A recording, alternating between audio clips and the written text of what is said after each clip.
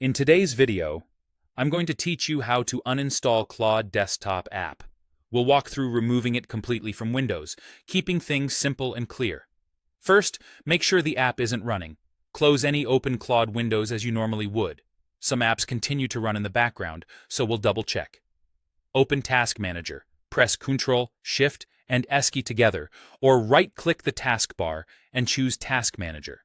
In the Processes tab, look for anything named Claude. If you see it, select it and choose End Task.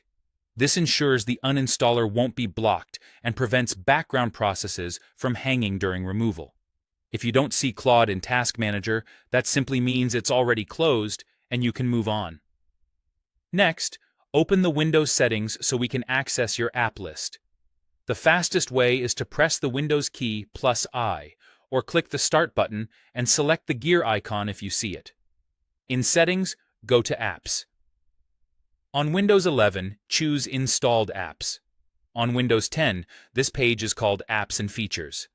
Both take you to the same place, a list of programs installed on your device. Scroll through the list until you find Claude. You can also use the search box at the top to type Claude to jump straight to it. When you locate it, click the entry to expand its options. Choose Uninstall, then confirm when Windows asks if you're sure. You may see a user account control prompt. That's normal, and you can allow it to proceed if you're on a trusted device. If the Uninstall button appears grayed out, you might need administrator permission, or the app may have already been removed in a previous attempt.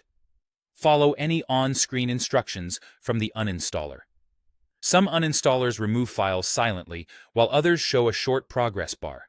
If you're prompted to close running apps, accept that, since we already ended the background process. In rare cases, you might be asked to restart your computer. If so, save your work and restart to complete removal. That's it. This process removes the main Claude desktop application from your system. After the uninstall finishes, the app entry will disappear from the list, and the shortcut should no longer appear in Start. If you still see a shortcut that doesn't open anything, it's usually just a stale icon that will clear after a refresh or restart. To recap, we closed Claude completely, navigated to Settings and your installed apps, selected Claude, and confirmed uninstall. You're all set. If you ever need Claude again, you can reinstall it later from the official website.